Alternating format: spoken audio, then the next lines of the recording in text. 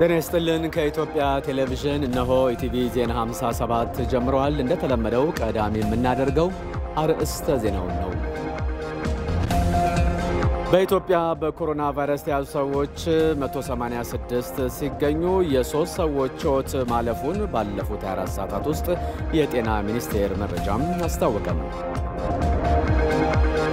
የግብጽ ፖለቲከኞች ስጋታቸው የህዳሴ ግድቡ መገንባት ሳይሆን የኢትዮጵያን ቀጣይ ኃያልነት መፍራት ነው ሲሉ ምሁራን ተናገሩ የኢትዮጵያ ብሔራዊ ምርጫ ቦርድ የትግራይ ክልል ምክር ቤት ምርጫን አስመልክቶ የሰጠውን ውሳኔ እንዲያውቅለትም ሆነ ምርጫ እንዲያስፈጽምለት ያቀረበውን ጥያቄ ውድቅ አደረገው ከውጭ የዜና ምንጭ የኮሮና ቫይረስ በላቲን አሜሪካ ሀገራት በከፍተኛ ፍጥነት እየተሰራጨ ነው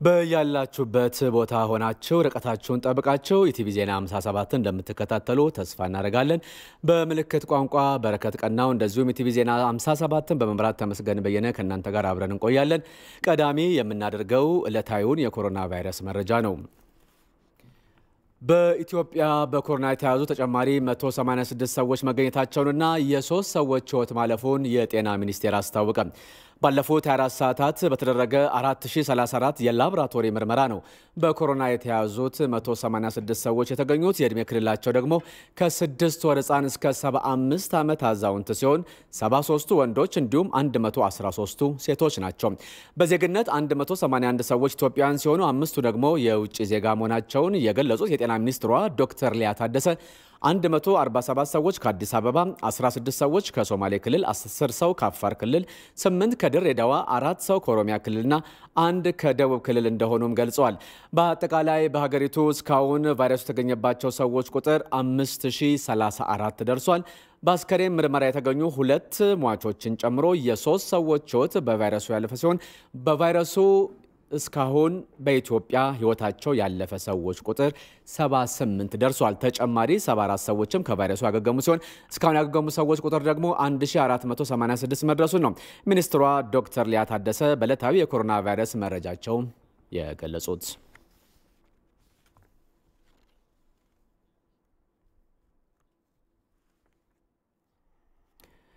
የኢትዮጵያ ብሔራዊ ምርጫ ቦርድ የትግራይ ክልል ምክር ቤት ምርጫን አስመልክቶ የሰጠውን ውሳኔ እንዲያውቅለትም ሆነ ምርጫ እንዲያስፈጽምለት ያቀረበውን ጥያቄ ውድቅ አደረገው ከዚህ ቀጥሎ የምናቀርበው የትግራይ ክልል ምክር ቤት ምርጫ እንዲፈጽምለት ለቦርዱ ያቀረበውን ጥያቄ አስመልክቶ ከኢትዮጵያ ብሔራዊ ምርጫ ቦርድ የተሰጠውን መግለጫ ነው የትግራይ ክልል ምክር ቤት ኮቪድ-19ን እየተከላከለ 6ኛውን ዙር ምርጫ ለማካሄድ የወሰነ በመሆኑ የኢፌዲ ህገ መንግስት በሚያዘው መሰረት ቦርዱ ውሳኔውን ተቀብሎ ምርጫውን እንዲያስፈጽም ምርጫውን ለማካሄድ የሚያስፈልግ የሰው ኃይልና ሎጂስቲክስ ዝግጅት እንዲያደርግና ውሳኔውን ለምክር ቤቱ እንዲያሳውቀን ሲል ጥያቄ አቅርቧል በመላ ሀገሪቱ በፌደራልም ሆነ በክልሎች የሚደረጉ ምርጫዎችን የማስፈጸም ስልጣን የኢትዮጵያ ብሔራዊ ምርጫ ቦርድ መሆኑን በኢፌዲ ህገ መንግስት አንቀጽ 102 1 ላይ ተደንግጓል ህገ መንግስቱን መሰረት አድርጎ የቦርዱን ስልጣንና ኃላፊነት የወሰነው የብሔራዊ ምርጫ ቦርድ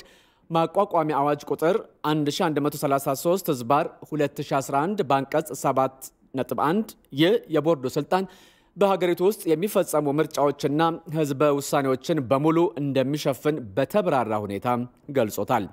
በተጨማሪም የቦርዱን የሥራ ኃላፊነቶች በተለያየ ሁኔታ በዝርዝር በሚገዙት ህጎች ማለትም በአዋጅ ቁጥር 1133/2011 እና በአዋጅ ቁጥር 1162/2011 እንደተደነገገው በማንኛውም የምርጫ ሂደት የሚፈጸሙ ዋና ዋና ክንዋኔዎች ማለትም የምርጫ ጊዜ ሰሌዳን ማውጣት፣ ለምርጫ የሚወዳደሩ የፖለቲካ ፓርቲዎችን መመዝገብ፣ መቆጣጠርና ማስተዳደር፣ የምርጫ አስፈጻሚዎችን መልምሎ ማሰማራት፣ ጣቢያዎችን ማቋቋም፣ ምርጫውን ከተጽዕኖ ነፃና ፍትሃዊ በሆነ መልኩ ማስፈጸም፣ በመጨረሻም የውድድሩን ውጤት አረጋግጦ ለህዝብ ይፋ ማድረግና የመሳሰሉት ከማንኛውም የመንግስት ተቋም በተለየ ለቦርዱ የተሰጠና ከማንም አካል ጋር የማይጋራው ህጋዊ ስልጣኑ ነው።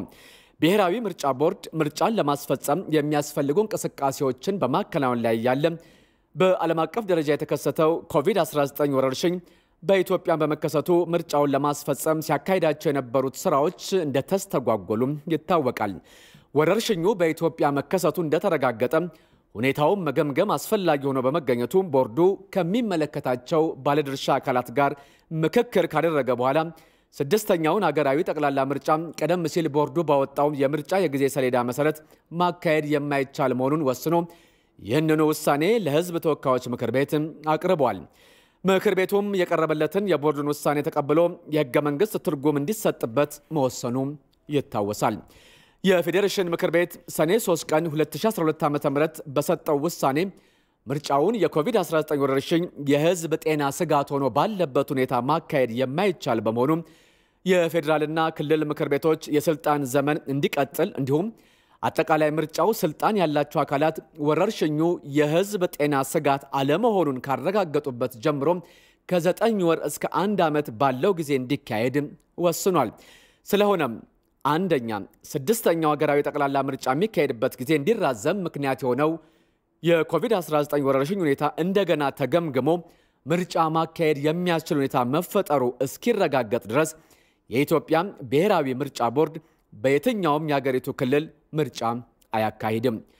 ሁለት በተጨማሪም ከላይ እንደተገለጸው የኢትዮጵያ ብሔራዊ ምርጫ ቦርድ የፖለቲካ ፓርቲዎችን መመዝገብ፣ መቆጣጠርና ማስተዳደር፣ የምርጫ ጊዜ ሰሌዳን ማውጣት፣ የምርጫውን ከተጽዕኖ ነፃና ፍትሃዊ በሆነ መልኩ ማስፈጸም ስልጣን ያለው ብቸኛ ተቋም ነው። በኢትዮጵያ ውስጥ ምርጫ የጊዜ ሰሌዳን አፈጻጸምንም ሆነ ተያያዥ ሁኔታን የሚወስነው ቦርዱ ብቻ ነው። በመሆኑም የትግራይ ክልል ምክር ቤት በክልሉ ውስጥ ስድስተኛውን ዙር የክልል ምክር ቤት ምርጫ እንዲካሄድ ውሳኔ ለመስጠት እንዲሁም ቦርዱ ይህንን ውሳኔውን ተቀብሎ ሊያስፈጽም ይገባል የሚልበት ህጋዊ መሰረት የለውም። በመሆኑም ቦርዱ ከላይ በተዘረዘሩት ምክንያቶች የትግራይ ክልል ምክር ቤት የክልል ምክር ቤት ምርጫን አስመልክቶ የሰጠውን ውሳኔ እንዲያውቅለትም ሆነ ምርጫ እንዲያስፈጽምለት ያቀረበውን ጥያቄ ያልተቀበለው መሆኑን የተጠየቀውን የሰው ኃይል የሎጂስቲክስና የቁሳቁስ አቅርቦት የሚሰጥበት የህግ አግባብ አለመኖሩን ያሳውቃል። የፐብሊክ ሰርቪስ ቀንን በማስመልከት በመንግስታቱ ድርጅት አዘጋጅነት በቪዲዮ ኮንፈረንስ በተካሄደ ስብሰባ ፕሬዝዳንት ሳህለወርቅ ዘውዴ ንግግር አደረጉ። በንግግራቸውም የፐብሊክ ሰርቪስ ሰራተኞች ተቋማትን ለመገንባት ወሳኝ ድርሻ አላቸው ብለዋል። ሚናቸውም ከፖለቲካዊ ልዩነት በላይ የሚሻገርና የሀገርን ቀጣይነት የሚያረጋግጥ ነውም ሲሉ ተናግረዋል። በመሆኑም የታማኝነትንና የቅንነትን እሴቶች ሊላበሱ ይገባል ሲሉም ፕሬዝዳንት ሳህለወርቅ ዘውዴ መልእክታቸውን አስተላልፏል። የፐብሊክ ሰርቪስ ቀን ሲታሰብ ዓለም በኮሮና ከፍተኛ ቀውስ በገጠማት በዚህ ወቅት በሰዎች ሕይወት ላይ ለውጥ ለማምጣት ከፍተኛ መስዋዕትነት በመክፈል ላይ ለሚገኙት የህዝብ አገልጋዮች ክብር በመስጠት ሊሆን እንደሚገባም ነው ፕሬዝዳንት ሳህለወርቅ የተናገሩት።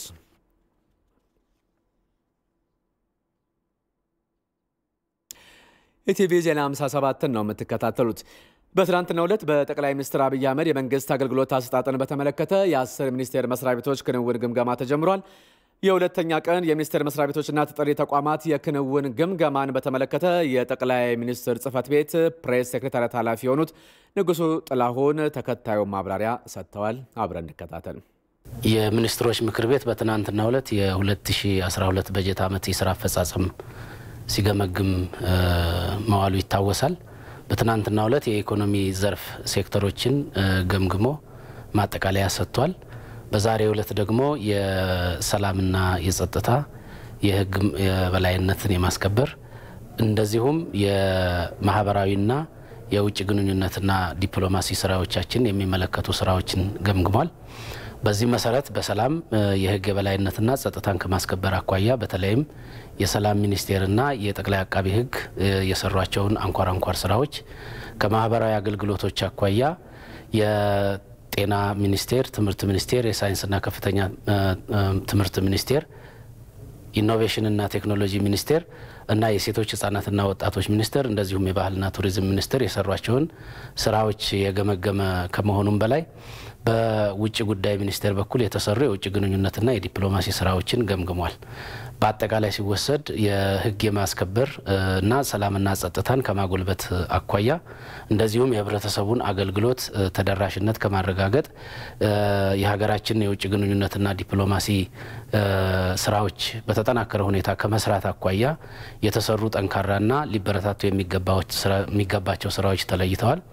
በጥረት የተስተዋሉት ነጥረው ከወጡ በኋላ ሊስተካከሉና ሊታረሙ የሚገባባቸው መንገዶች እንደዚሁ አቅጣጫ ተቀምጦባቸዋል።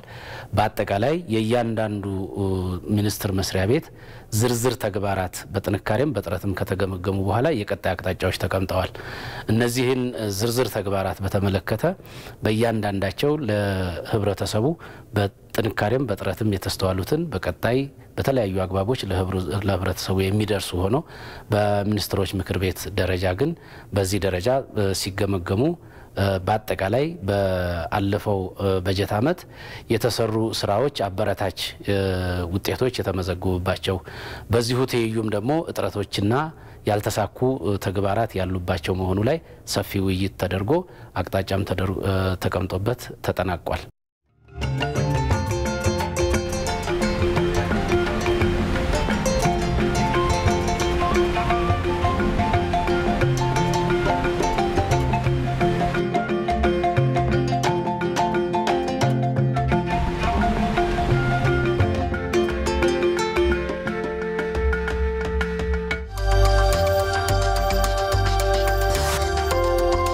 ኢትዮጵያ ውስጥ ከ50 ሚሊዮን በላይ ህዝብ የኤሌክትሪክ ላይት አያገኝም። በ21ኛው ክፍለ ዘመን አሁንም በኩራዝ ይጠቀማል። ዛሬም የኢትዮጵያ እናቶች ወገባቸው እስኪጎብጥ ለማመን የሚከብድ እንጨት ተሸክመው ልጆች ያስተምራሉ። የእናቶቻችን ወገብ አይጉበጥ፣ ኤሌክትሪክ ላይት እናገኝ ማለት ቤዚክ መብት እንጂ ሌሎች መጉዳት አይደለም።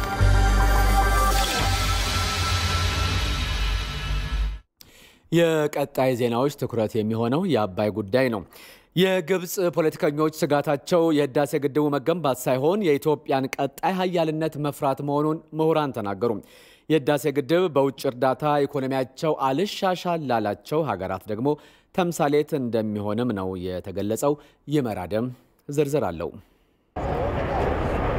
የታላቁ ህዳሴ ግድብ ኢትዮጵያ የዜጎቿን የጨለማ ህይወት በብርሃን የምታሸንፍበት ብሎም ከድህነትና ኋላ ቀርነት ለመውጣት ተስፋን የሰነቀችበት ብሔራዊ ኩራቷ ነው። ፕሮጀክቱ ከኢትዮጵያም አልፎ በዙሪያው ላሉ የተፋሰሱ ሀገራት ግዙፍ የኢኮኖሚ ትስስርን የሚፈጥር ነው ሲሉ በጣሊያን ሀገር ሰሊኒዮስ ዩኒቨርሲቲ በዓለም አቀፍ ግንኙነት የዶክትሬት ዲግሪያቸውን የሚያጠኑት አቶ መስፍን ጌታቸው ተናግረዋል። አሁን የኢትዮጵያ ህዝብ ድህነት ሰልችቶታል። ያደጉት ሀገራት የሚኖሩት የኑሮ ዘይቤ ናፍቆታል። ያንን ደግሞ የሚሳካው ምንድነው? ሀገሪቱ ካላት የፓወር ጄነሬሽን በማመንጨትና ያንን ግብ ሲሆን ነው። ለምሳሌ ያህል የህዳሴ ግድብ ለኢትዮጵያ ኢንጂን ነው። ኢንጂኑ ለምንድነው? ለኢንዱስትሪያላይዜሽን ነው። ኢንጂን ነው ለምንድነው? ለኢኮኖሚክ ዴቨሎፕመንት ነው። የኃይል ተደራሽነትን ባሻገር ሀገሪቱ ይህንን ኃይል ለአጎራባች ሀገሮችና ለተፋሰሱ ለሚያዋስናቸው ሀገሮች በኤሌክትሪክ መልክነት በመሸጥ ለኢትዮጵያ ሃርድ ከረንሲ በማስገኘት እነኚህን ኢንጂኖች ያሟላል። ኢትዮጵያ እስካሁን ድረስ የአባይ ውሃ ባለቤቱና እዚህ ግባ የሚባል ጥቅምን ያላገኘች ሲሆን በሌላ በኩል ግን ሌሎች ሀገራትን በመከልከል ግብጽ የአባይን ውሃ ምንም እንኳን መረጃውን ክፍት ባታደርግም ለዘርፈ ብዙ ግልጋሎት ስትጠቀምበት መቆየቷን የውሃ ምህንድስና ምሁሩና የድርድር አባል ዶክተር በለጠ ብርሃኑ ገልጸዋል። ከ70% በላይ የሚሆን የመስኖ መሬቷን ማልማት ይችላልች።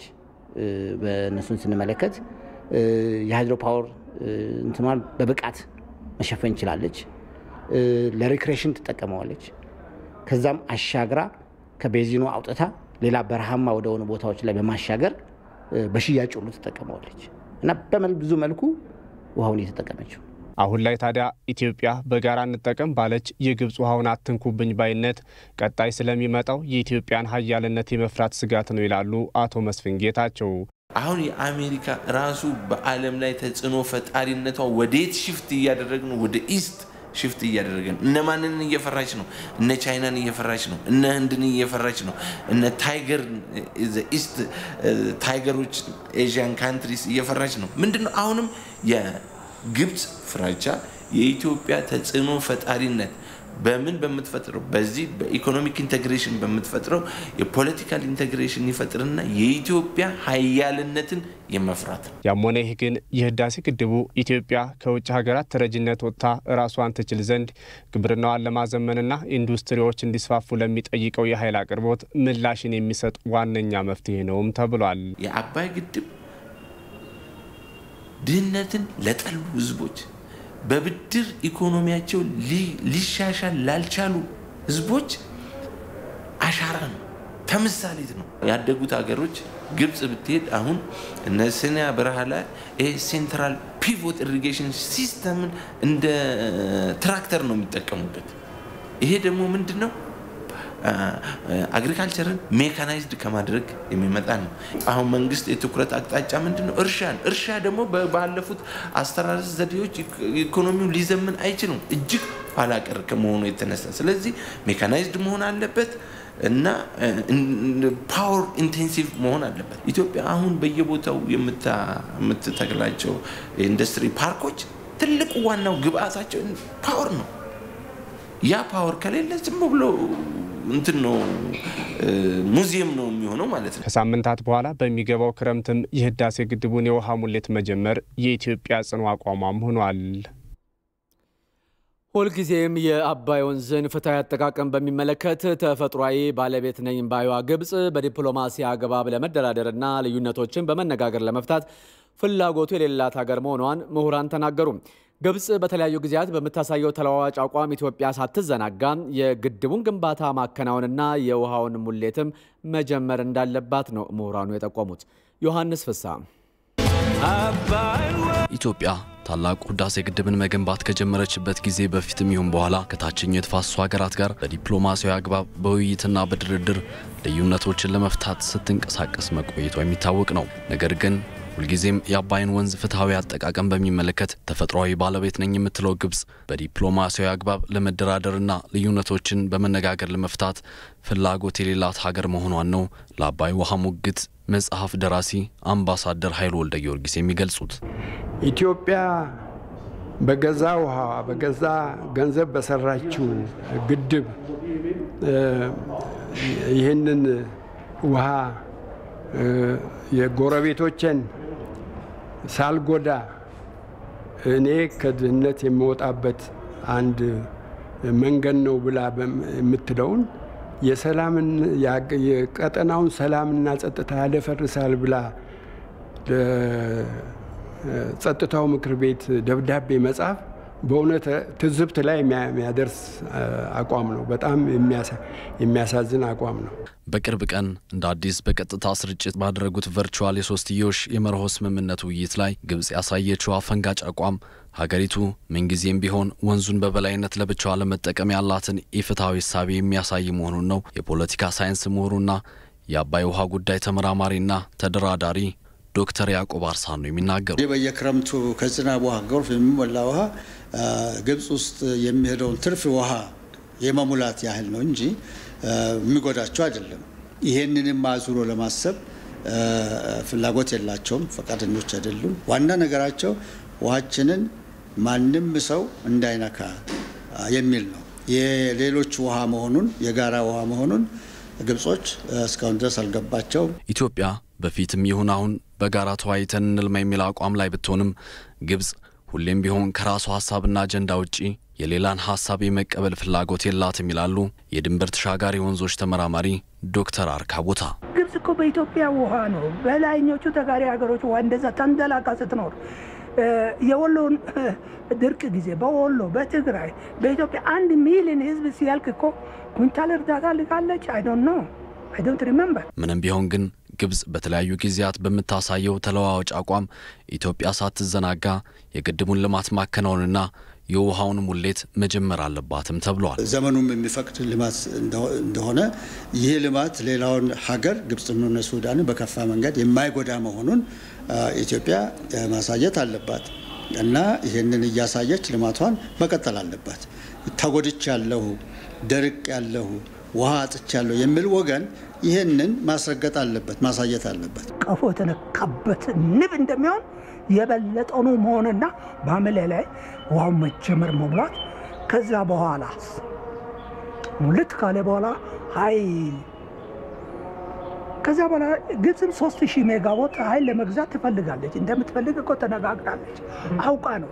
ኢትዮጵያ የታላቁ የኢትዮጵያ ህዳሴ ግድብ ግንባታ ፕሮጀክትን በተመለከተ ሁሉንም አይነት የዲፕሎማሲ አካሄድ ተጠቅማ በዓለም አቀፍ ደረጃ ግንዛቤ መፍጠር ስራን አጠናክራ መቀጠል አለባትም ተብሏል። ኢትዮጵያ የህዳሴውን ግድብ ከማጠናቀቅ የሚያቆማት አይኖርም ሲሉ የፖለቲካ ሳይንስ ምሁሩ ፕሮፌሰር አለማየሁ ገብረ ማርያም ተናገሩ። በግድቡ ላይ ሁሉም ኢትዮጵያውያን ተመሳሳይ አቋም እንዳላቸውም ነው በግል ገጻቸው ላይ ባሰፈሩት ትንታኔ የገለጹት። ኢዮ ሞገስ በካሊፎርኒያ ስቴት ዩኒቨርሲቲ የፖለቲካል ሳይንስ መምህር የሆኑት ፕሮፌሰር አለማየሁ ገብረ ማርያም የታላቁ የኢትዮጵያ ህዳሴ ግድብ ላይ ባተኮረው ጽሑፋቸው መግቢያ ግድቡ የኢትዮጵያውያን የማይሻር የአንድነት ምልክት ነው ይላሉ። ኢትዮጵያውያን በግድቡ ላይ ያላቸው ስምምነትና አንድነት ፈጽሞ የሚቀለበስ ስላለመሆኑም ፕሮፌሰሩ ያስረዳሉ። በግብጽ የውጭ ጉዳይ ሚኒስትር ሳሚ ሽኩሪ፣ በአሜሪካው ገንዘብ ሚኒስትር ስቲቨን ሙኒችን እንዲሁም በዓለም ባንክ ፕሬዝዳንት የተቀነባበረ የግድቡን ግንባታ የማስተጓጎል ሴራ አለ ይላሉ። ሶስቱ የሥራ ኃላፊዎች በተለያዩ ወቅቶች ያወጧቸው መረጃዎች መሰረት አድርገው ፕሮፌሰር አለማየሁ ባለስልጣናቱ ከኢትዮጵያ መብት በተጻራሪ ስለመቆማቸው ያስረዳሉ። ፕሮፌሰሩ ትንታኔያቸውን ሲቀጥሉ በቅርቡ የአሜሪካ ደህንነት ምክር ቤት በትዊተር ገጹ የህዳሴ ግድቡ ውሃ ሙሌት ከመጀመሩ በፊት ከስምምነት መደረስ አለበት ሲል ያወጣው ጽሑፍ ያለ ሀፍረት ከአሜሪካ ገንዘብ ሚኒስቴር የተሰጠ ነው ይላሉ። ፕሮፌሰሩ ይህንንም ሲያረጋግጡ የግድቡ ጉዳይ ከዋይት ሃውስ የደህንነት ምክር ቤት 4 ዋና ተግባራት ጋር ምንም አይነት ግንኙነት እንደሌለው በመጥቀስ ነው። በዲፕሎማሲና በህግ የቃላት አጠቃቀም መሰረታዊ መሆኑን የሚያስረዱት ምሁሩ የአሜሪካ የገንዘብ ሚኒስትር የደህንነት ምክር ቤትና የዓለም ባንክ ፕሬዝዳንት ግድቡን በተመለከተ የሚጠቀሟቸው አሻሚና ውስጠ ወይራ የሆኑ ቃላት አስገራሚና ለግብጽ ያደሉ ስለመሆናቸው ይገልጻሉ። ፕሮፌሰሩ የግብጽ ፕሬዝዳንት በቅርቡ በህዳሴ ግድቡ ላይ ያለውን አለመግባባት ለመቋጨት ሀገራቸው ለዲፕሎማሲ መፍትሄ ቁርጠኛ ናት ማለታቸውን አንስተው ይህ እውነት ከሆነ ግብጽ መፍትሄ ፍለጋ 5700 ማይሎችን ተጉዛ ለምን የተባበሩት መንግስታት ደጅን ረገጠች ይላሉ። ለምንስ የአፍሪካ ህብረትን እንደ መፍትሄ አልተጠቀመችም ይላሉ። ለተባበሩት መንግስታት ድርጅት የቀረበው ቅሬታ ተቀባይነት ማጣቱን በማስታወስ ሆኖም ግብጽ ጉዳዩን ወደ ተባበሩት መንግስታት ድርጅት መውሰዷ ለኢትዮጵያ መልካም ዕድል ስለመሆኑ የጻፉት ፕሮፌሰር አለማየሁ ግብጻውያን ስለ አባይ ወንዝና ስለ ግድቡ የማያውቁትን መራር እውነት ለማስረዳት መልካም አጋጣሚ ነው ይላሉ። ሁሉም ኢትዮጵያውያን ለ24 ሰዓታት ለ7 ዕለታት እንዲሁም ለ365 ቀናት ታላቁ የኢትዮጵያ ህዳሴ ግድብን ከልባቸው ሊያኖሩት ይገባልን ብለዋል። ታዲያ ፕሮፌሰር አለማየሁ ጽሑፋቸውን ሲያጠቃልሉ የግብጽ የውጭ ጉዳይ ሚኒስትር ሳሚ ሽኩሪ ወይም የአሜሪካው ገንዘብ ሚኒስትር ስቲቨን ሙኒችን አሊያም የዓለም ባንክ ፕሬዝዳንት ዴቪድ ሚልፓስ የሚጎነጉኑ ሴራ ኢትዮጵያ ግድቧን ከማጠናቀቅ ፈጽሞ እንደማያስቆማት በማስረዳት ነው።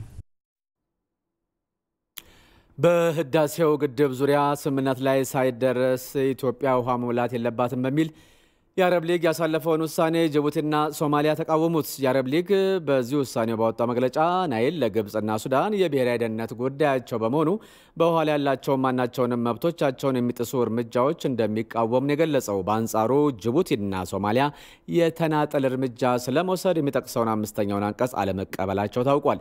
የህዳሴ ግድብ አሞላልና አስተዳደር ህግጋትን በተመለከተ ሱዳን ከግንቦት 16 እስከ ሰኔ 10 ቀን 2012 ዓ.ም ባሉት ጊዜያት ውስጥ ተከታታይ ውይይቶች እንዲካሄዱ ያደረገችውን ጥረትም አድንቋል።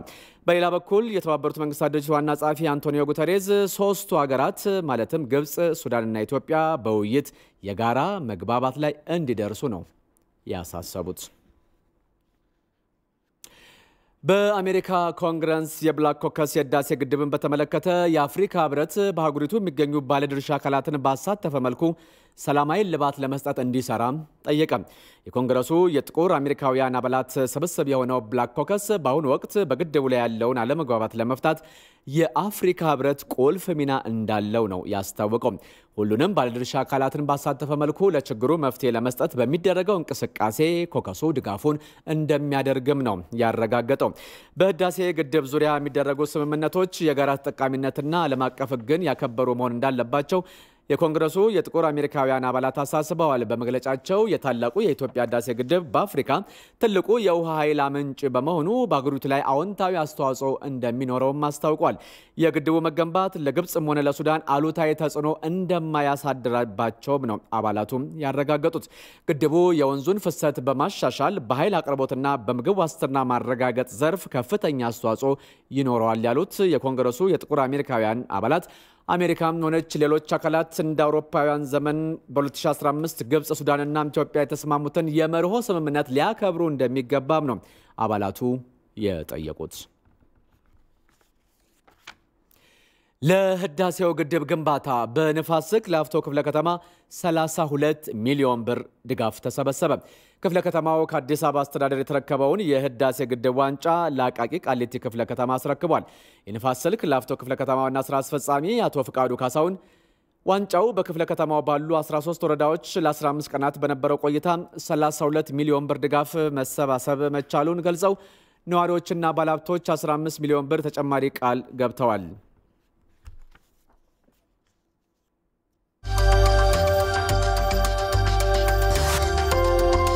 ኢትዮጵያ ውስጥ ከ50 ሚሊዮን በላይ ህዝብ የኤሌክትሪክ ላይት አያገኝም። በ21ኛው ክፍለ ዘመን አሁንም በኩራዝ ይጠቀማል። ዛሬም የኢትዮጵያ እናቶች ወገባቸው እስኪጎብጥ ለማመን የሚከብድ እንጨት ተሸክመው ልጆች ያስተምራሉ። የእናቶቻችን ወገብ አይጉበጥ፣ ኤሌክትሪክ ላይት እናገኝ ማለት ቤዚክ መብት እንጂ ሌሎች መጉዳት አይደለም።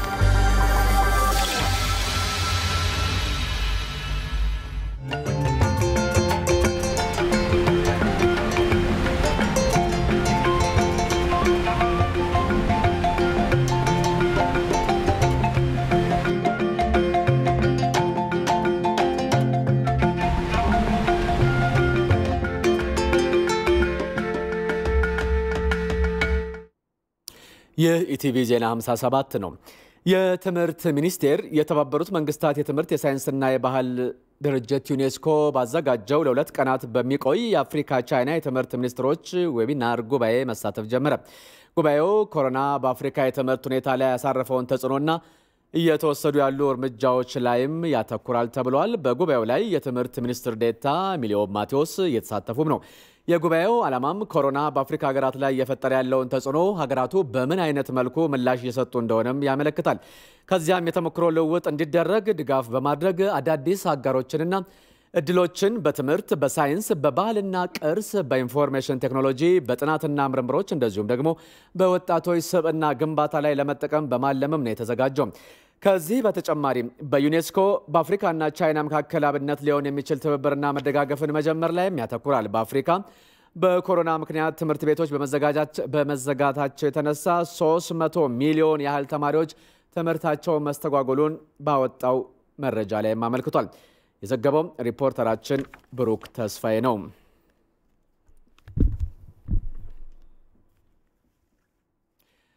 ከኮሮና ጋር በተያያዘ 32 ሚሊዮን ዜጎች በቤት ለቤት ዳሰሳ መለየታቸውን የጤና ሚኒስቴር አስታወቀ።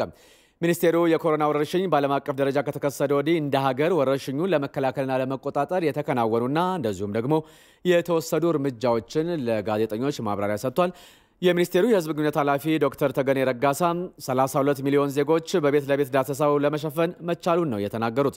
የላቦራቶሪ የለይቶ ማቆያና ማከሚያ ማዕከላትን ቁጥር ከጊዜ ወደ ጊዜ በማሳደግ በኩልም በርካታ ስራዎች ተሰርተዋል ብለዋል ዶክተር ተገኔ ረጋሳ። በዘንድሮ የክረምት ወራት በጎ ፈቃድ አገልግሎት 10.1 ሚሊዮን በጎ ፈቃደኞች እንደሚታተፉ ተገለጸ። የበጎ ፈቃድ ተሳታፊ ወጣቶቹ በአረንጓዴ አሻራ መርሃ ግብርና በኮሮና መከላከል እንቅስቃሴም ላይ እንደሚሳተፉ ነው የታወቀው። ይመራደም ዝርዝር አለው። በሚቀጥሉት 3 የክረምት ወራት በኢትዮጵያ ተግባራዊ የሚደረገው ሀገር አቀፍ የወጣቶች በጎ ፈቃድ አገልግሎት በሰሜን ሸዋ ዞን ደብረ ብርሃን ከተማ ችግኝ በመትከልና ደም በመለገስ ተጀምሯል። በበጎ ፈቃድ አገልግሎት ማስጀመሪያ ላይ ተሳትፏቸውን ያደረጉት የደብረ ብርሃን ከተማ ወጣቶችም በክረምት ወራት የተለያዩ በጎ ፈቃድ ተግባራትን ለማድረግ መዘጋጀታቸውን ተናግረዋል። በበጎ ፈቃደኝነት የሚደረግ ከስጦታዎች የላቀ ስጦታ ነው። ስለሆነ ያው ደም መስጠት አሁን 3ኛዬ ነው። ከኮሮና ጋር ተያይዞ ያለውን ወረርሽኝ ህብረተሰባችን ራሱ እንዲጠብቅ ግንዛቤ መፍጠርና ሌሎች ተጓዳኝ ከአረንጓዴ ልማት አኳያ ችግኝ መትከል፣ ሌሎች አቅመ ደካሞችን መርዳት የሚሉት ላይ በሰፊው ለመስራት አስበን ወጣቱ ጋር አብረን በቅንጅት እየሰራንበት ያለው ሁኔታ ነው። ቀጣይ 3 ወራቶችን በርካታ ተግባሮችን በበጎ ፈቃደኝነት በማከናወን በርካታ ከኛ ድጋፍ የሚሹ የማህበረሰብ ክፍሎች ይኖራሉና በበጎ ፈቃደኝነት እነዛን የህብረተሰብ ክፍሎች እናገለግላለን ብለን እናስባለን። በሰሜን ሸዋ ዞን በዘንድሮ የአረንጓዴ አሻራ መርሃ ግብር በወጣቶችና በሴቶች ተሳትፎ 267 ሚሊዮን ችግኞችን ለመትከልና የኮቪድ-19 ወረርሽኝ የሚያስከትለውን ኢኮኖሚያዊ ተጽዕኖ ለመቋቋምም ተጨማሪ 9000 ሄክታር መሬት ለማልማት መዘጋጀቱን ዞኑ አስታውቋል። በአማራ ክልል በወጣቶች የክረምት በጎ ፈቃድ የተለያዩ ተግባራት የሚከናወኑ መሆናቸውን የገለጹት የክልሉ ሴቶች ህጻናትና ወጣቶች ቢሮ ምክትል ኃላፊ አቶ አባይነህ መላኩ የሀገር ሀብት የሆነውን ጣናን ለመታደግ ወጣቶች ከፍተኛ ተሳትፎ እንዲያደርጉም ጥሪ አቅርበዋል። ጣና የአባይ እናትና አባት ነው። የታላቁ ህዳሴ ግድባችንን ህይወት ለማስቀጠል ካለንበት ድህነት ለመውጣት ከፈለግንና ለሚቀጥሉት 50 እና 100 ዓመታት ህዳሴ ግድባችንን መጠበቅ ካለብን ጣናን ማደን አለብን። ይህ ጥሪ ሀገር አቀፍ ጥሪ ነው። ወጣቶቻችን፣ ሴቶቻችን በሀገራችን ያሉት በሁሉም አቅጣጫ ላይ ጣናን በዚህ ክረምት ለመታደግ ለእውነት ለማዳን ከ3 ቀን እስከ 5 ቀን በጣና ዳር ድንኳን በመጣል ጣናን ከእምቦጭ ልንታደገው ይገባል። የክረምት በጎ ፈቃድ ትልቁ ዘመቻችን። በሀገር አቀፍ ደረጃ በክረምት በጎ ፈቃደኞች የሚሰሩ 10 ዘርፎች የተለዩ መሆናቸውን የተናገሩት ደግሞ የሴቶች ህጻናትና ወጣቶች ሚኒስትር ዴኤታ ወይዘሮ ህይወት ኃይሉ የኮሮና ቫይረስን መከላከል፣ ማዕድ ማጋራትና የአረንጓዴ አሻራ ይገኙበታል ብለዋል። በዘንድሮው ክረምትም 10.1 ሚሊዮን በጎ ፈቃደኞች እንደሚሳተፉ በመጥቀስ ከ5 ቢሊዮን ከሚተከለው ችግኝ የአንበሳውን ድርሻ የሚይዙት ሴቶችና ወጣቶች ናቸው። ይሄን ስራ ደግሞ እጅግ በጣም አጠናክረን መቀጠል የኛ ኃላፊነት ነው ማለት ነው። ይሄንን መስራት ማገልገል ከምንም በላይ አካባቢያችንን ለመጠበቅ የአየር ንብረት ለውጡን ለመታደግ ጭምር ትልቅ አስተዋጽኦ ማበርከት ይጠበቅብናል። መንግስት ያልደረሰባቸውን የህብረተሰብ ችግሮች ወጣቶች በተቀናጀ መልኩ ተደራሽ መሆን እንዳለባቸውና የህዳሴ ግድቡን ጉዳይም የህዝብ ጉዳይ በማድረግ ረገድ በወጣቶች ትኩረት ሊሰጠው ይገባልም ብለዋል ሚኒስትር ዴኤታዋ። ህዳሴ ግድባችንን ጉዳይ ከምንም በላይ ሁላችንም ግድቡ የኛ ነው፣ ግድባችንን እውን ለማድረግ ሁላችንም ደግሞ መትጋት አለብን የሚለውን ሞቶ በየአቅጣጫው የማሰራጨትና ለዚህ ግድብ አለኝታ መሆናችንን በሚፈለግብን ሁሉ የራሳችን አስተዋጽኦ ለማበርከት መዘጋጀት ነው ማለት ነው። በሴቶችና ህጻናት ላይ የሚደርሱ ጥቃቶችን የመከላከል እንዲሁም ድርጊቱን በፈጸሙት ላይም ተገቢ የሆነ የህግ እርምጃ እንዲወሰድባቸው የማድረግ ስራ ከምንጊዜውም በላይ በወጣቶች በጎ ፈቃድ አገልግሎት መጠናከር አለበትም ተብሏል። በኦሮሚያ ክልል በመልካም አስተዳደር ችግሮችና በተለያዩ ምክንያቶች ከዚህ ቀደም ያልተጠናቀቁ ፕሮጀክቶችን በአፋጣኝ በማጠናቀቅ የህብረተሰቡን ዘላቂ ልማት ለማረጋገጥ እንደሚሰራ የኦሮሚያ በምክትል ርዕሰ መስተዳድር ማዕረግ የማህበራዊ ዘርፍ አስተባባሪው አዲሱ አረጋ ተናገሩ። በፊንፊኔ ዙሪያ ኦሮሚያ ልዩ ዞን ሰበታ ሐዋስ ወረዳ የተለያዩ ፕሮጀክቶች ተመርቀዋል። ይድነቃቸው ሰማው ዝርዝሩን አዘጋጅቷል። ሰለሞን አበጋዝ ያቀርበዋል። በፊንፊኔ ዙሪያ ኦሮሚያ ልዩ ዞን ከ600 ሚሊዮን ብር በላይ ወጪ ተደርጎባቸው የተሰሩ 141 ፕሮጀክቶች ተጠናቀው ለአገልግሎት ክፍት ሆነዋል። በዞኑ በሰበታ ሐዋስ በሚገኙ ልዩ ልዩ ወረዳዎችም ትምህርት ቤቶች፣ የንጹህ መጠጥ ውሃ ተቋማት፣ ድልድዮች፣ መንገድና ሌሎችም ፕሮጀክቶች ተመርቀዋል። ፕሮጀክቱን የመረቁት በኦሮሚያ ክልል ምክትል ርዕሰ መስተዳድር ማዕረግ የማህበራዊ ዘርፍ አስተባባሪ አቶ አዲሱ አረጋም በክልሉ የህብረተሰቡን ልማት ተጠቃሚነት ለማረጋገጥ የተለያዩ ፕሮጀክቶች ተከናውነዋል ብለዋል። ይሁንና በአንዳንድ አካባቢዎች በመልካም አስተዳደርና በሌሎችም ምክንያቶች ግንባታቸው በተያዘላቸው ጊዜ ሳይጠናቀቅ መቆየቱን አቶ አዲሱ አብራርተዋል። የነበሩትን ክፍተቶች በማረምና ህብረተሰቡን ተሳታፊ በማድረግ የክልሉን ዘላቂ ልማትን የሚያረጋግጡ ፕሮጀክቶች ግንባታ ተጠናክሮ እንደሚቀጥል ነው አቶ አዲሱ የተናገሩት። በዘንድሮ ዓመት እንደ ክልል ወደ 4000 የሚጠጉ የተለያዩ ፕሮጀክቶችን ጨርሰናል። የመስኖ ፕሮጀክቶች፣ ጤና ጣቢያዎች፣ ሆስፒታሎች፣ ትምህርት ቤቶች፣ የመንገድ ድልድይ እና ሌሎች መሰረተ ልማቶችን ማጠናቀቅ ችለናል። በዚህም ወደ 14 ሚሊዮን ህዝብ የሚጠጋ ቁጥር ያለው ህዝብ በእነዚህ ፕሮጀክቶች መጠናቀቅ በቀጥታ ተጠቃሚነቱ ይረጋገጣል ብለን ነው የምናምነው። የፊንፊኔ ዙሪያ ኦሮሚያ ልዩ ዞን አስተዳደርም የተጠናቀቁት ፕሮጀክቶች የነዋሪዎችን የልማት ጥያቄ ምላሽ የሚሰጥ ነው ብሏል። በተለያዩ ጊዜያት ህብረተሰባችን ጥያቄ ሲያነሳበት የነበረ የመልካም አስተዳደር ችግር የነበረባቸው የተጓተቱና ብዙ አመታቶች የፈጁ በመሀልም የተቋረጡ ነበሩ ማለት ነው። ስለዚህ በዘንድሮ ዓመት እነዚህን ችግሮች በመለየት እንዲጠናቀቁ ነው ያደረግነው ማለት ነው። የሰበታ ሐዋስ ወረዳና አካባቢው ነዋሪዎችም በፕሮጀክቶቹ መጠናቀቅ መደሰታቸውን ተናግረዋል። ገበሬዎቹ ምርታቸውን ወደ ገበያ ለማምጣት ይሄ ወንዝ በጣም ያስቸግራቸው ነበር። ብዙ ህይወትም ክረምት ላይ ያልፍ ነበር እና አሁን እንደምታየው ያው በዚህ ጎንም ድልድዩ ከተሰራ በኋላ ይሄ ክረምትም እየመጣ ስለሆነ ካሁኑ ያው እንደምታዩት ነው ችግሩ እየተቀረፈ ነው። ከዚህ በፊት መንገድ አጥተን ገበያ ስንወጣ እዱር ቀርተን አሁን ደግሞ ይመስገነው መንገድ መጣልን። መብራትም አይተን ማናቀው ከከተማ ነው እንጂ ገጠር ውስጥ ያልገባም። አሁን መብራትም አገኘን።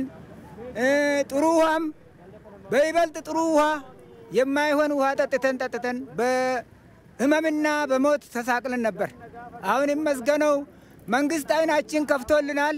ብዙ ተማሪዎች ወደ 8 ወደ 9 ሲያልፉ በመሃል አቋርጦ ሲቀሩ ነበሩ። ይሄ ምንድነው ከቤተሰቦቹ ደግሞ የማስተማር አቅም ስለሌላቸው የቤት ኪራይ እስከ 800 እስከ 1000 ድረስ የሚደርስ ነበረ። ስለዚህ አሁን ደግሞ ጊዜውን ጠብቆ ይሄ ሁለተኛ ደረጃ ትምህርት ቤቱ ስለተከፈተልን በራሴ ስምና በህዝቡ ስም ምስጋናዬን ላቀርብ እወዳለሁ ማለት ነው። ይህ በእንዲህ እንዳለም የአዋሽ ወንዝ ተፋሰስ በዞኑ ነዋሪዎች ላይ በጎርፍ ምክንያት የሚያደርሰውን ጉዳት ለመከላከል የሚያስችልና 160 ሚሊዮን ብር ወጪ ተደርጎበት እየተከናወነ የሚገኝን ግንባታ ተጎብኝቷል። በተመሳሳይ በጉጂ ዞን የመለካ ሶዳ ሆስፒታልና ሌሎች የመሰረተ ልማት ግንባታዎች ተጠናቀው ተመርቀዋል። የተመረቁት እነዚህ ፕሮጀክቶች ደግሞ ከ800 ሚሊዮን ብር በላይ ወጪ የተደረገባቸው ናቸው። ዝርዝሩ የሩት ወርቁ ነው። በጉጂ ዞን ከ8 ዓመት በላይ ግንባታው የተንጓተተ የመልካ ሶዳ ሆስፒታልና ሌሎች የመሰረተ ልማት ግንባታዎች ተጠናቀው ለአገልግሎት ክፍት ሆነዋል። የተመረቁት ፕሮጀክቶች ከ800 ሚሊዮን ብር በላይ ወጪ የተደረገባቸው ሲሆን ለአገልግሎት ክፍት የሆነው የመልካ ሶዳ ሆስፒታል 36 ሚሊዮን ብር ወጪ ተደርጎበታል። ሌሎች በርካታ ፕሮጀክቶችን ለመጨረስም እየተሰራ መሆኑን የምዕራብ ጉጂ ዞን አስተዳዳሪ አቶ አበራ ቡኑ ገልጸዋል። ቲንኩን ፕሮጀክቲ ገሞ ከነ ደበላቴ ዋጅራሌ አዳዳ ሲጓትቱ የቆዩ በርካታ የፕሮጀክት ግንባታዎች አሉ። የነዚህም ፕሮጀክቶች ግንባታ ለማጠናቀቅ ይሰራል። በኦሮሚያ ክልል በአጭር ጊዜ ውስጥ ግንባታቸው የተጠናቀቁ ከ4000 በላይ የሚሆኑ ፕሮጀክቶች ተመርቀዋል። በኦሮሚያ ክልል የተጀመሩ ፕሮጀክቶችን በአጭር ጊዜ ውስጥ አጠናቆ ወደ ስራ ለማስገባት በትኩረት እየተሰራ መሆኑን በሚኒስትር ማዕረግ የዲሞክራሲ ስርዓት ግንባታ አስተባባሪ ዶክተር አለሙ ስሜ ተናግረዋል። ፕሮጀክቶን ይህም ፕሮጀክትና ሌሎች በተለይ የጤና አገልግሎት ማስፋፋያ ፕሮጀክቶች ተጠናቀዋል እና የቀሩትንም አጠናቀን ለአገልግሎት እናበቃለን። የዞኑ ነዋሪዎችም በአቅራቢያቸው በተገነቡ የመሰረተ ልማት ግንባታዎች ተጠቃሚ መሆናቸውን ገልጸዋል። በምዕራብ ጉጂ ዞን በግንባታ ላይ ከሚገኙ 162 ፕሮጀክቶች 89 የሚሆኑት ተጠናቀው ለአገልግሎት ክፍት ሆነዋል። አሁን የምናልፈው ከውጭ የመረጃ ምንጭ ወዳገኘነው ዜና ነው። የኮሮና ቫይረስ በላቲን አሜሪካ ሀገራት በከፍተኛ ፍጥነት እየተሰራጨ ነው የሚገኘው። በወረርሽኙ ህይወታቸውን ያጡ ሰዎች ቁጥር ደግሞ 100 ሺህ ደርሷል። ነጻነት ወርቁ ተከታትለዋለች። የብራዚሉ ፕሬዝዳንት ጃይር ቦልሶናሮ ያለፊት መሸፈኛ ጭንብል በመንቀሳቀስ በሀገሪቱ መነጋገሪያ ሆነው ሰንብተዋል። ታዲያ ይህን የተመለከቱ አንድ የሀገሪቱ ዳኛ ፕሬዝዳንቱ የግድ የአፍና የአፍንጫ መሸፈኛ እንዲያደርጉ በይነውባቸዋል። ፕሬዝዳንቱ በሀገሪቱ ያለውን ህግ አክብረው መንቀሳቀስ እንደሚገባቸውም ዳኛው አስጠንቅቀዋል። በዚህ ሳምንት ብራዚል ከአሜሪካ ቀጥሎ በወረርሽኙ ህይወታቸውን ያጡ ዜጎች ቁጥር ከፍተኛ የሆነባት ሀገር ሆና ተመዝግባለች። በርካቶች ፕሬዝዳንት ቦልሶናሮ ለበሽታው ያላቸው ዝቅተኛ ግምት እንዲሁም እርምጃ ለመውሰድ የሰጡት ምላሽ ፈጣን አለመሆኑ ሀገሪቱን አሁን ላለችበት አስቸጋሪ ሁኔታ ዳርጓታል ሲሉ ተደምጠዋል። በሽታው በብራዚል የተስፋፋው እኛ ምንም ዝግጅትና ጥንቃቄ ሳናደርግ ነው። ይህን አለማድረጋችን ደግሞ በአጭር ጊዜ ወረርሽኙ እንዲስፋፋ አድርጎታል። ሰዎች ቫይረሱን ከመፍራትና አስፈላጊውን ጥንቃቄ ከማድረግ ይልቅ በበሽታው እየቀለዱ ነው። እንደምትመለከቱት ቫይረሱ የሰው ልጆችን ህይወት ይቀጥፋል። የኔም አባት የሞተብኝ በዚሁ ወረርሽኝ ሳቢያ ነው። ሜክሲኮም የሟቾች ቁጥር በከፍተኛ ሁኔታ እየጨመረ ይገኛል። በሀገሪቱ በቫይረሱ ተጠቅተው በጽኑ የታመሙ ከ23 ሺህ በላይ ዜጎች ህይወታቸውን አጥተዋል። በየቀኑ በወረርሽኙ የተያዙ ሰዎች ቁጥር እየጨመረ ነው። የጤና ሚኒስቴር ዴታው እንደነገሩን መቼ ነው ይህ የሚቀንሰው? ከአሜሪካ 250 የመተንፈሻ መርጃ መሳሪያ ወይም ቬንቲሌተሮችን በድጋፍ ያገኘችው ፔሩ ወደ 270 ሺህ የሚጠጉ ሰዎች በኮቪድ-19 ተይዘውባታል። ሀገሪቱ ሰዎች የእንቅስቃሴያቸውን መጠን እንዲቀንሱ ገደብ ብታስቀምጥም የሚያከብርላት ግን አላገኘችም። መንግስት ችግሮችን በአፋጣኝ እየፈታ አይደለም። በአሁኑ አካሄድ ከቀጠልን በወረርሽኙ የሚያዙ ሰዎች ቁጥር በብዙ እጥፍ መጨመሩ አይቀርም። ለምሳሌ የትራንስፖርት ማጓጓዣ ላይ ያለውን ግፊያና መጫነቅ ብቻ እንኳን ብናይ በጣም አስቸጋሪ ነው። ሌላዋ የላቲን አሜሪካ ሀገር በሆነችው በቺሊ የሚገኙ የጤና ባለሙያዎች በሀገሪቱ በወረርሽኙ የሚያዙ ሰዎች ቁጥር አሁን ካለበት ከጨመረ ህሙማንን ለማከም ምንም አይነት ባለሙያ የህክምና መሳሪያ እንዲሁም ቦታ እንደሌለ አስታውቀዋል። የህክምና መሳሪያዎችን ላሉ ታማሚዎች አውለን እጃችን ባዶ ሆኗል። ነገር ግን ቁጥራቸው ትንሽ ቢሆንም የሚያገግሙና ጤናቸው የሚመለስላቸውን ሰዎች እየተመለከትን ነው። ይህ ለኛ ደስታን ይፈጥርልናል፣ ጠንካራም ያደርገናል። እነዚህ ያገገሙ ሰዎች ወደ ቤታቸው ሲሄዱ ስናይ ሌሎችን ደግሞ በታታሪነት እንድናገለግል ብርታት ይሆነናል። ብራዚል፣ ሜክሲኮና ቺሊ ከላቲን አሜሪካ ሀገራት በእጅጉ ወረርሽኙ የተስፋፋባቸው ናቸው።